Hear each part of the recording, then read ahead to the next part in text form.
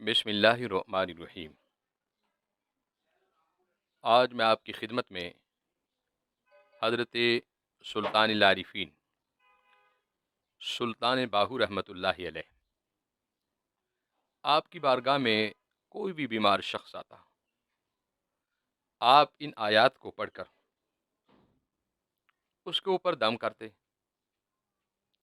اور پانی پر دم کرتے اور سرسوں کے تیل پر دم کرتے اور کہتے کہ جاؤ یہ پانی استعمال کرو، یہ تیل جو ہے جسم پر لگائیں۔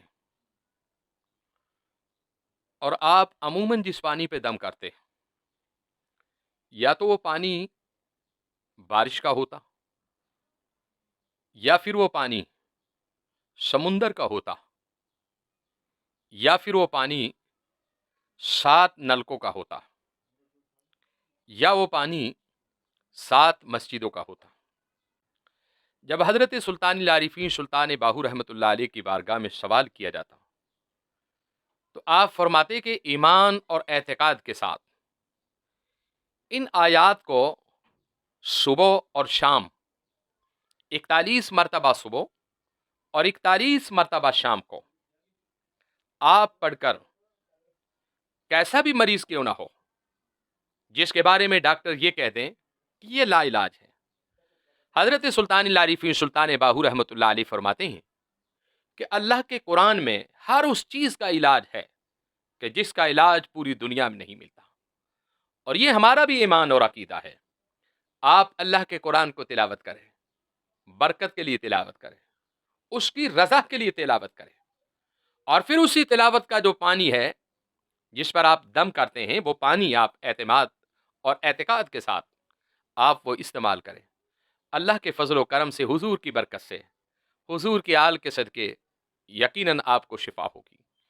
اور یہ پانی 41 مرتبہ صبح آپ نے دم کرنا ہے اور 41 مرتبہ شام کو آپ نے ان آیات قرآنی کو پڑھ کر آپ نے پانی پہ دم کرنا ہوگا، سرسوں کے تیل پر دم کرنا ہوگا، اور یہ عمل آپ ڈیٹ لکھ لیں، 41 دن ہی کرنا ہوگا۔ اللہ کے فضل و کرم سے جیسی بھی بیماری ہوگی اللہ کے پاک کلام کے صدقے خداوند کریم اسے دور فرما دے گا۔ اب چلتے ہیں قرآن پاک کی آیات کی طرف کہ وہ آیات کون سی ہیں۔ پہلی جو آیت ہے سورۃ توبہ ہے، سورۃ توبہ کی یہ آیت ہے، بسم اللہ الرحمن الرحیم، وَيَشْفِ صُدُورَ قَوْمٍ مُؤْمِنِينَ وَيُذْهِبْ غَيْظَ قُلُوبِهِمْ۔ اور دوسری آیت ہے سورہ یونس کی، پارہ نمبر 11 ہے، یا ایھا الناس قد جاءتکم موعظۃ من ربکم وشفاء لما فی الصدور وہدی ورحمۃ للمؤمنین۔ دوسری آیت یہ ہے، اور تیسری جو آیت ہے یخرج من بطونها شراب مختلف الوانہ فیہ، اور اس کے ساتھ ہی شفاء للناس، یہ سورۃ النحل کی آیت مبارک ہے اور پارہ نمبر یہ 14 ہے۔ آگے چلتے ہیں، وَنُنَزِّلُ مِنَ الْقُرْآنِ مَا هُوَ شِفَاءٌ وَرَحْمَةٌ لِّلْمُؤْمِنِينَ وَلَا يَزِيدُ الظَّالِمِينَ إِلَّا خَسَارًا۔ یہ سورہ ہے بنی اسرائیل کی آیت ہے۔ آگے چلتے ہیں آیت نمبر 5، الَّذِي خَلَقَنِي فَهُوَ يَهْدِينِ وَالَّذِي هُوَ يُطْعِمُنِي وَيَسْقِينِ۔ آگے چلتے ہیں، وَإِذَا مَرِضْتُ فَهُوَ يَشْفِينِ۔ یہ سورۃ الشعراء ہے اور پارہ نمبر 19 ہے۔ اور چھٹی جو آیت ہے، قُلْ هُوَ لِلَّذِينَ آمَنُوا هُدًى وَشِفَاءً، یہ قرآنی 6 آیات ہیں، اور ان کے ساتھ ہی آپ سورۃ الفاتحہ بھی ایک مرتبہ پڑھ کر آپ آخر میں جب آپ 41 مرتبہ ان آیتوں کو پڑھ لیں، آخر میں ایک مرتبہ آپ نے سورۃ الفاتحہ شریف بھی پڑھنا ہوگا، اور پڑھنے کے بعد آپ نے اس پانی پر اور سرسوں کے تیل پر آپ دم کریں، اور یقین کامل کے ساتھ آپ یہ قرآنی آیات کا جو ورد ہے آیات کا، اس پانی کو آپ استعمال کریں۔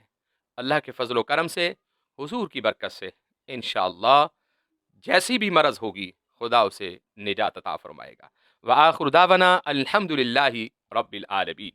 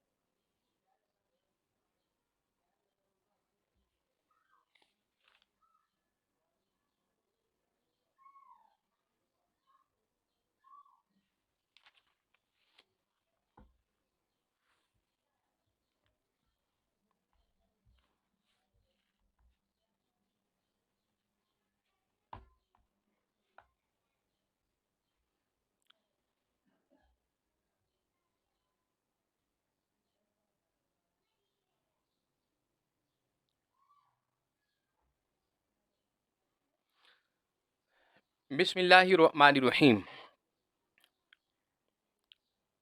حضور رحمت عالم صلی اللہ علیہ وسلم جب صبح آپ بیدار ہوتے تو آپ کون سی دعا پڑھتے تھے؟ اور اصحاب رسول کون سی دعا پڑھتے تھے؟ حضور نبی کریم رحمت عالم صلی اللہ علیہ وسلم فرماتے ہیں کہ جو شخص یہ دعا صبح اٹھتے وقت سب سے پہلے جب اٹھتا ہے اور یہ دعا کرتا ہے، 70,000 ملائک جو ہیں اس بندے کی شام تک حفاظت کرتے ہیں۔ اور دعا کیا ہے؟ بسم اللہ الرحمن الرحیم۔ اللہم بک اصبحنا وبک امسینا وبک نحیا وبک نموت والیک المصیر۔ حضور اکرم رحمت عالم صلی اللہ علیہ وسلم آپ کی زندگی کا یہ معمول تھا کہ آپ یہ دعا ہمیشہ پڑھا کرتے تھے، اور اپنے اصحاب کو بھی یہ دعا پڑھنے کا حکم دیا تھا۔ اور اس کے ساتھ ہی جب بیدار ہوتے تو دوسری دعا آپ یہ پڑھتے تھے، الحمدللہ الذی احیانا بعد ما اماتنا والیہ النشور۔ دوسری دعا آپ یہ پڑھا کرتے تھے۔ آپ کی زندگی کا یہ معمول تھا کہ آپ ان دونوں دعاؤں کو پڑھتے ہیں، اور آج بھی اگر کوئی شخص ان دونوں دعاؤں کو پڑھتا ہے میرے آقا کی سنت ادا کرتا ہے، اور جو ایک سنت کو ادا کرے گا رب العالمین اسے 100 شہیدوں کا ثواب عطا فرمائے گا۔ گویا کہ آپ جب صبح اٹھیں بیدار ہوں، پہلی دعا یہ اللہم بکا اصبحنا وبک امسینا یہ پڑھے، اور دوسری دعا اس کے ساتھ الحمدللہ الذی احیانا بعد ما اماتنا والیہ النشور، دوسری دعا آپ یہ پڑھیں، اور اس کے بعد پھر آپ وضو کریں اور نماز کی طرف چلے جائیں۔ وآخر دعوانا الحمدللہ رب العالمین۔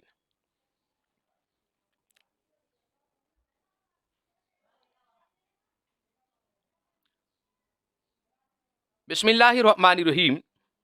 آقا علیہ السلام شام کو کون سی دعائیں پڑھتے تھے، اور حضور اکرم رحمت عالم صلی اللہ علیہ وسلم کو کون سی دعائیں پسند تھیں؟ اور جو دعا میرے آقا کو پسند ہو وہی دعا ابو بکر صدیق کو بھی پسند ہو، فاروق اعظم کو بھی پسند ہوگی، عثمان غنی اور مولا کائنات کو بھی پسند ہوگی۔ آپ شام کو یہ دعا پڑھتے، جیسے ہی سورج غروب ہوتا تو آپ یہ دعا پڑھنا شروع کر دیتے، اور یہ دعا کتنی مرتبہ؟ ایک مرتبہ۔ بسم اللہ الرحمن الرحیم، اللہم بک امسینا وبک اصبحنا وبک نحیا وبک نموت والیک النشور۔ یہ ایک مرتبہ حضور اکرم دعا پڑھتے، اور پھر دوسری جو دعا پڑھتے، بلکہ اس دعا کو تو آقا علیہ السلام صبح شام پڑھا کرتے تھے۔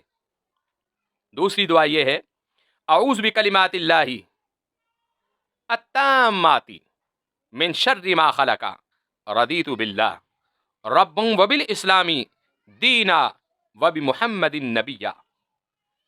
اس دعا کو حضور اکرم رحمت عالم صلی اللہ علیہ وسلم جب بھی پڑھتے، آسمان کی طرف چہرہ اٹھا دیتے، اور ایک مرتبہ آپ صبح پڑھتے، ایک مرتبہ آپ شام کو پڑھتے۔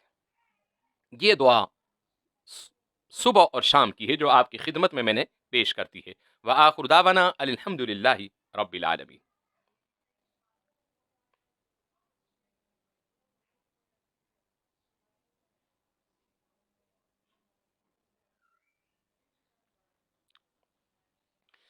بسم اللہ الرحمن الرحیم۔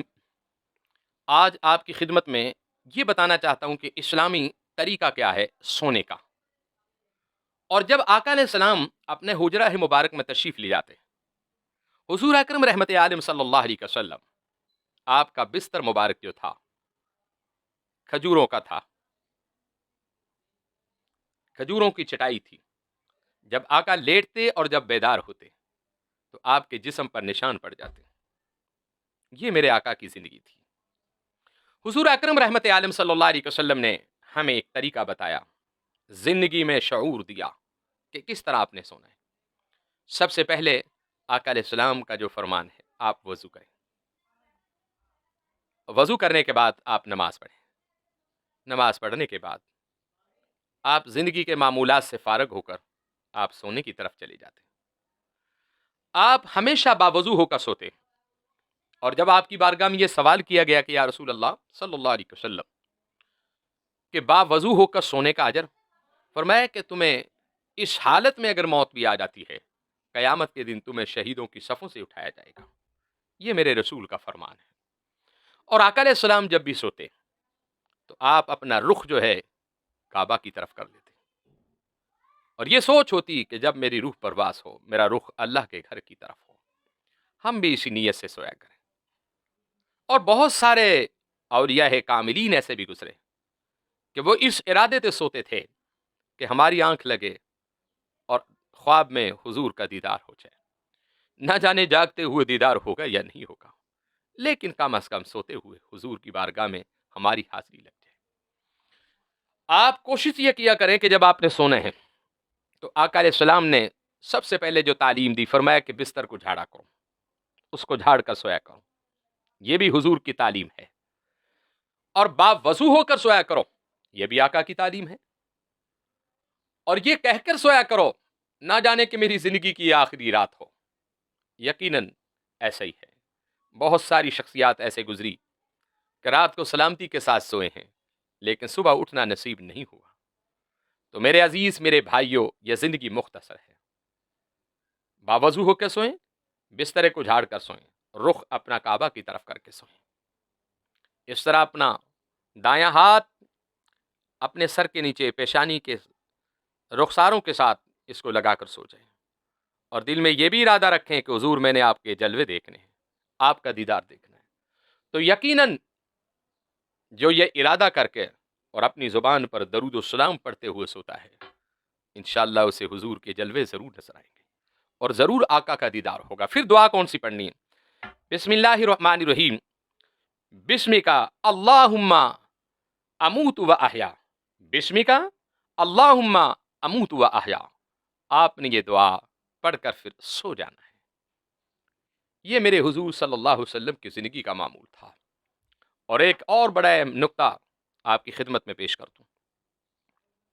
حضور اکرم رحمت عالم صلی اللہ علیہ وسلم کی زندگی کو اٹھا کر دیکھ لیں کہ آپ جب بھی اپنی بیوی کے حجرہ مبارک میں جاتے اور ازواج زندگی آپ کرتے تو آپ فوراً غسل کر لیتے تھے، اپنے جسم کو ناپاک نہیں رہنے دیتے تھے، اور یہی تعلیم اصحاب رسول کی ہے کہ جب تک تمہارا جسم ناپاک رہے گا، رحمت کے فرشتے تمہارے قریب نہیں آئیں گے۔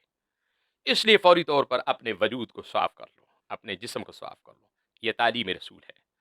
اللہ رب العزت کے حضور میں دعا ہے کہ اللہ رب العزت صحیح معنوں میں ہمیں اپنے آقا علیہ السلام کے سنت طریقوں کے مطابق سونے کی توفیق عطا فرمائے، اور سوتے ہی نہیں رہنا، جب نیند پوری ہو جاگ جانا ہے، تہجد کے لیے اٹھنا ہے، اپنے رب کو منانا ہے۔ وآخر دعوانا الحمد للہ رب العالمین۔